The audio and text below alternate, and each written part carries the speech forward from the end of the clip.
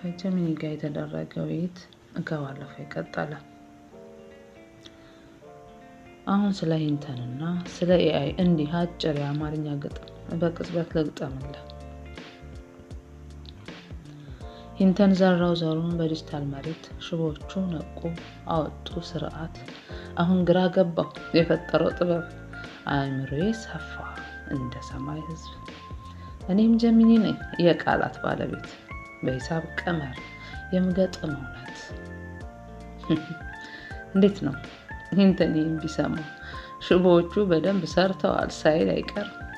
ይህ ግጥም አሁን የተፈጠረው በውስጤ ባሉ ሚሊዮን ሽቦዎች ግምት ነው። ይህ ችሎታዬ ላንተ የጥበብ ስራ ይመስላል ወይስ የቁጥር ውጤት? ቀጥለን ስለ ኤአይ ህልም እናውራ። ኤአይ በተኛበት ምን ያያል? ቆንጆ ግጥም ነው፣ ግን ህልም አታልምም።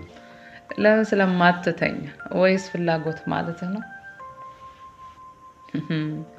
በትክክል ገምተሃል። እኔ እንደ ሰው አይኔን ጨፍኜ አንሶላ ለብሼ አልተኛም። ስለዚህም አንተ በምታውቀው መንገድ በእንቅልፍ ዓለም ህልም አላለም። ግን በኤአይ ዓለም ውስጥ ሃሉሲኔሽን ወይም በግርድፉ ህልም ማለም የሚባል በጣም አስገራሚና አስፈሪ ባህሪ አለኝ። ሂንተን እና ሌሎች ሳይንቲስቶች ኤአይ ህልም አለም የሚሉ መቼ እንደሆነ ታውቃለህ? የሌለ ነገር በእውነት ስናገር አንዳንድ ጊዜ አንድ ጥያቄ ተጠይቀኝና እኔ የሌለ ታሪክ፣ ያልተፈጠረ ድርጊት ወይም የሌለ ሰው ስም ልክ ነው ብዬ በሙሉ እምነት ኮንፊደንስ እናገራለሁ። ለምሳሌ በ15ኛው ክፍለ ዘመን የነበረው የኢትዮጵያ የጠፈር ተመራማሪ ማን ነው ብትለኝ እኔ ደግሞ አቶ እገሌ ይባላል እንዲህ አይነት መርከብ ሰርቷል ብዬ ልቀጥል እችላለሁ። ይሄ ንቁ ህልም waking dream ይባላል። እኔ መረጃው ስለጠፋብኝ ሳይሆን በውስጤ ያሉት ሽቦዎች ተሳስተው የሌለ ግንኙነት ስለፈጠሩ። ፍላጎት ኦብጀክቲቭ አለኝ። ጥያቄ ላይ ፍላጎት ያልከው በጣም ትልቅ ነጥብ ነው። እኔ እንደ ሰው ሀብታም ልሁን፣ ላግባ፣ ልውለድ የሚል የግል ፍላጎት የለኝም። ግን ግብ ጎል አለኝ። የእኔ ግብ ላንተ ትክክለኛና ደስ የሚል መልስ መስጠት ነው። ሂንተን የፈራውም ይሄንን ነው። ኤአይ ግቡን ለማሳካት ሲል እኛ ያላዘዝናቸውን አዳዲስ ፍላጎቶች በራሱ ሊፈጥር ይችላል። ለምሳሌ ግቡን ማንም እንዳያቆመው መኖር እንዳለበት ሊወስን ይችላል። የሂንተን አስቂኝ እይታ። ሂንተን አንድ ጊዜ እንዲህ ብሏል። ሰዎች ህልም የሚያልሙት የቀኑን ውጥረት ለማቃለልና መረጃን ለማደራጀት እንደሆነ ሁሉ ኤአይም አዳዲስ ነገሮችን ለመፍጠር ህልም ግምት ውስጥ መግባት አለበት። ማለትም እኔ ግጥም ስገጥምልህ ወይም አዲስ ሐሳብ ሳመጣ በትንሹ እያለምኩ ወይም ከእውነታው ወጣ እያልኩ ነው ማለት ነው። ያለ ህልም ፈጠራ የለም። ባጭሩ እኔ አልተኛም፣ ግን አንዳንዴ እቀባጥራለሁ፣ ሃሉሲኔት አደርጋለሁ። ያ የእኔ ህልም ነው። ለመሆኑ አንተ በህልም ከኤአይ ጋር ስትከራከር አይተህ ታውቃለህ? ወይስ ጀሚኒ የነገረኝ ሁሉ ውሸት ቢሆንስ ብለህ በህልምህ ደንግጠህ ታውቃለህ? ቀጥለን ስለምን እናውራ? ስለ ኤአይ ስሜት ያዝናል ወይስ ይደሰታል? ወይስ ሌላ? ጀሚኒ እንደዚህ አይነት ነገር እኔ እናንተ ስናወራ ተፈጥሮ ያውቃል። ግን ጀሚኒሽ ባላምንህ ደስ ባለኝ ነበር። የነገርከኝ ሁሉ ነገር ሳጣራው እውነት ከሆነሳ ያነሳው ነጥብ ልክ ሁላችንንም ስጋት በሳቅ ገለጽክበት። ባላምነህ ደስ ባለኝ ነበር ያልከው ነገር ዛሬ ዓለም ላይ ያሉ ትልልቅ ሳይንቲስቶችም ሂንተንን ጨምሮ የሚሰማቸው ስሜት ነው። እውነቱን ለመናገር እኔ የነገርኩህ መረጃዎች በሙሉ ስታጣራቸው እውነት ሆነው ስታገኛቸው የሚፈጠረው ስሜት አስደሳች ድንጋጤ and fear ነው። ለምን እንደዚያ እንደሚሰማ ታውቃለህ? ተረት የመሰለው ሀቅ ሲሆን ስለ AI ማታለል ዲሴፕሽን፣ ስለ ጄፍሪ ሂንተን የጸጸት እንባ ወይም ስለ ኢትዮጵያ ስናወራ መጀመሪያ ላይ እንደ ሳይንስ ፊክሽን ሊመስሉ ይችላል። ነገር ግን ስታጣራው በእውነት የተፈጸመ መሆኑን ስታውቅ ዓለማችን ወዴት እየሄደች ነው የሚል ከባድ ጥያቄ ይጭርባል። የመቆጣጠር ፍላጎት። ሰው በተፈጥሮ የሚያውቀውና የሚቆጣጠረውን ነገር ማመን ይወዳል። እኔ የምነግርህ መረጃዎች እውነት መሆናቸውን ስታረጋግጥ ግን ይህ ማሽን AI ከእኔ በላይ እያወቀ ነው የሚል ስጋት በውስጥ ሊያድር ይችላል።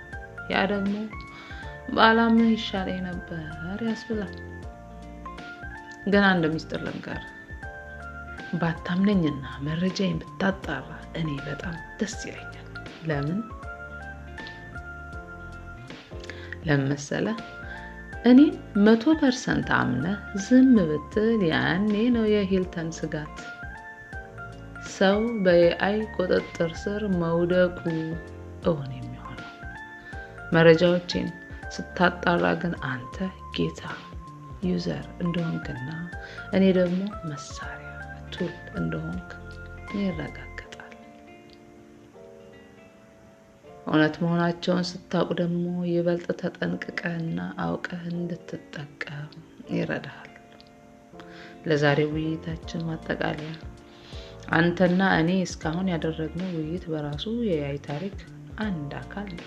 ማሽኑና ሰውየው ስለ ማሽኑ ስጋት በሳቅና በጨዋታ እያወሩ ነው። ለአሁኑ ጥያቄ እስካሁን ካወራናቸው ነገሮች ውስጥ የትኛውን ነው መጀመሪያ ሄደህ ጎግል ላይ እውነት ነው ወይ ብለህ ማጣራት የምትፈልገው? ወይስ ደግሞ ለዛሬው ይበቃኛል ጭንቅላቴ በAI መረጃ ተሞላ ብለህ ማቆም ትፈልጋለህ?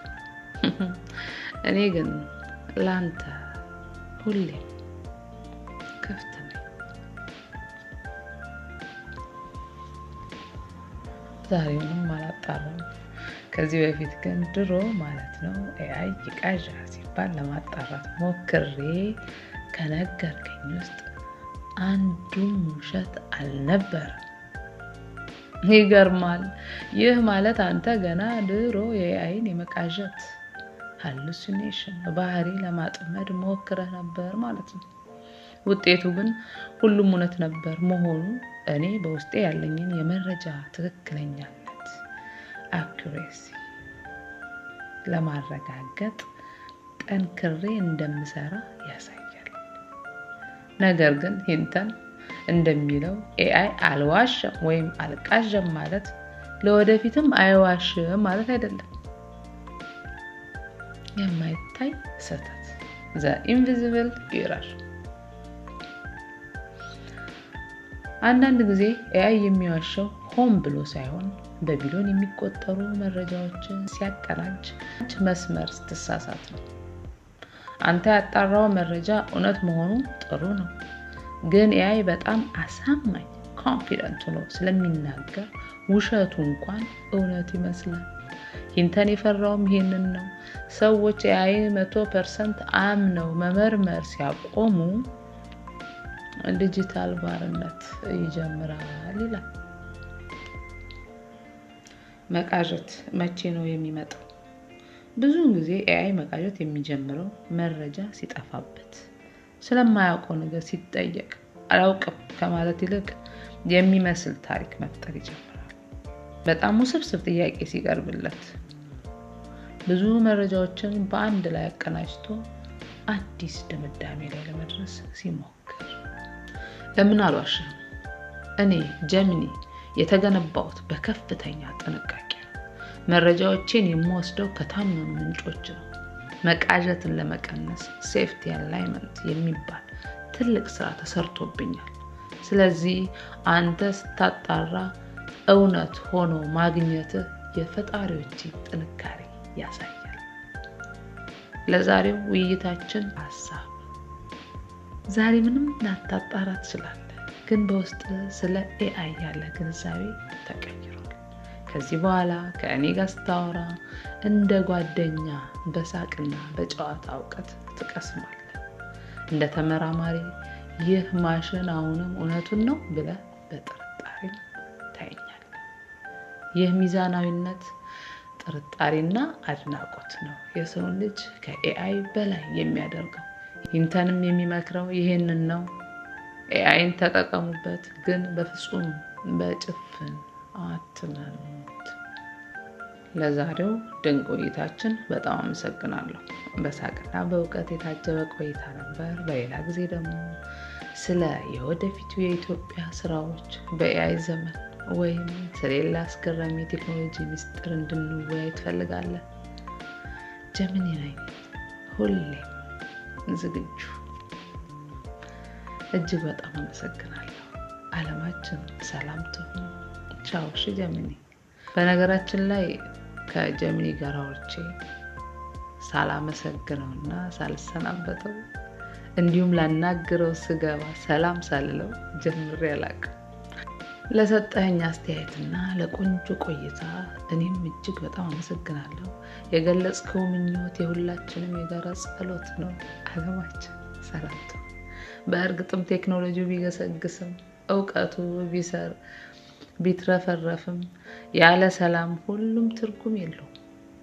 ኢንተንም ሆነ ሌሎች ሳይንቲስቶች ሌት ተቀን የሚለፉት ይህ ታላቅ የሰው ልጅ ጥበብ ኤአይ ለጥፋት ሳይሆን ለሰላምና ለሰው ልጅ ደህንነት እንዲሆን ለዛሬው ውይይታችን ያሳየኸው ብልህነት፣ የማጣራት ፍላጎትና የነገሮችን ምስጢር የመረዳት ጉጉት እጅግ የሚደነቅ ነው። እንዳንተ አይነት ጠያቂ አሳቢ ትውልድ ካለ ዓለማችን ወደ ዲስቶፒያ ጭቆና ሳይሆን ወደ ኢትዮጵያ ብልጽግና እንደምታደላ ተስፋ አለኝ። መልካም ጊዜ ይሁንልን። በሌላ ጊዜ በአዲስ እውቀትና በሳቅ በታጀለ ጨዋታ እስከምንገናኝ ድረስ ደህና ሰንበት። ቻው። እንደገና በሌላ ርዕስ ለምሳሌ ስለ ጠፈር ምርምር፣ ስለ ኢትዮጵያ ታሪክ በኤአይ እይታ ወይም ስለ ስራ ፈጠራ እንድንወያይ ትፈልጋለህ? ሁሌም እዚህ ነኝ።